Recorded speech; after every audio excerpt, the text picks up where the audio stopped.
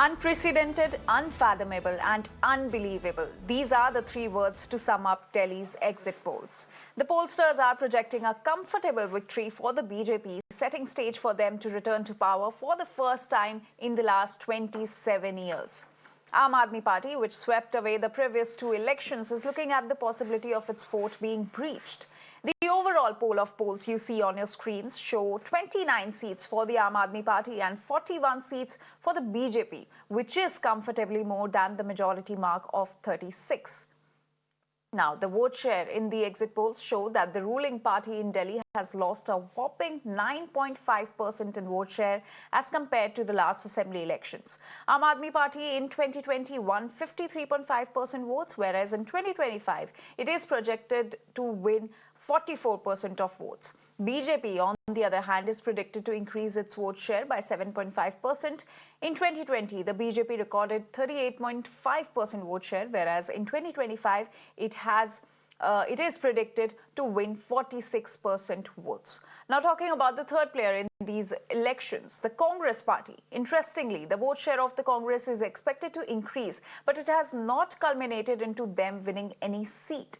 The Grand Old Party is projected to win over 8% of votes, nearly double from their 2020 tally, which suggests that some Aam Aadmi Party's vote share has shifted to the Congress Party. Now, overall, the provisional voter turnout in the national capital was recorded at 57.9%. तो मुझे लगता है कि exit poll की विश्वसनीयता नहीं है और इसलिए जहां जहां दिखा रहे हैं कि आम आदमी पार्टी सरकार नहीं बनाएगी, वहां वहां मुझे लगता है कि मैनेज्ड अफेयर है। हम सब लोग वेट कर लें, इंतजार कर लें, क्योंकि जो मैंने ग्राउंड पे देखा है, जो लहर देखी है आम आदमी पार्टी की, कोई बड़ी बात नहीं अगर पिछला रिकॉर्ड वो तोड़ दे। मैं तो कहते हो ना भैया, जो एग्जिट पोल लिखे जाते हो भाजपा हेडक्वार्टर्स में, उनकी हिम्मत नहीं कि सपने में बोलते कि भाजपा सरकार नहीं बन रही। देखिए, एग्जिट पोल का हम सम्मान करते हैं, लेकिन मेरा विश्वास है कि दिल्ली की जनता अपना मन बहुत समय से बना चुकी थी। दिल्ली की जनता व्यवस्था परिवर्तन चाहती थी, दिल्ली की जनता भ्रष्टाचार मुक्त शासन चाहती थी और हमारे कार्यकर्ताओं ने शिद्दत के साथ काम किया है। पूरे चुनाव में इस सरकार के भ्रष्टाचार के खिलाफ हम लोग बड़ी शिद्दत से लड़े हैं और माननीय प्रधानमंत्री जी, माननीय राष्ट्रीय अध्यक्ष जी का नेतृत्व हम लोगों को ऊर्जा देता रहा और मुझे इस बात का पूरा विश्वास है कि इस बार दिल्ली में आपदा जा रही है, भाजपा आ रही है। देखिए, मुझे नहीं लगता है कि सारे सर्वेज विपरीत होंगे या हैं। कौन कौन सी एजेंसी कर रही है मुझे ये भी नहीं पता, लेकिन ये एक हिस्टोरिकली अगर आप देखेंगे तो आम आदमी पार्टी सर्वे में नहीं आती कभी भी। आम आदमी पार्टी सरकार में आती है।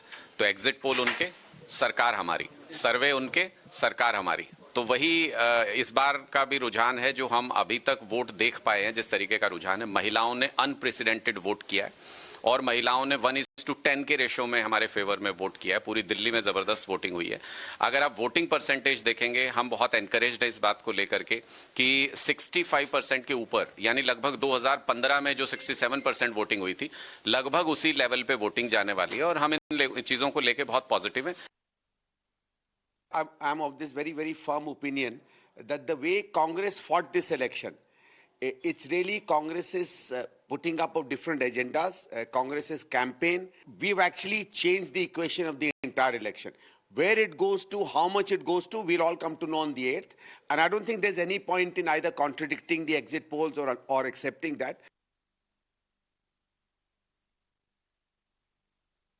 दिल्ली के एग्जिट पोल ने, जितने भी एग्जिट पोल आए हैं, भारतीय जनता पार्टी की बढ़त दिखाई है।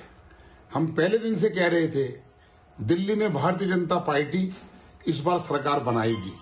नरेंद्र मोदी जी की गारंटी काम आई, कार्यकर्ताओं की मेहनत काम आई। केजरीवाल की 11 साल का कुशासन लोगों ने ध्वस्त कर दिया है और मैं दिल्ली की जनता को बधाई देना चाहता हूं कि भारतीय जनता पार्टी 8 तारीख को दिल्ली में सरकार बना रही है। And now shifting focus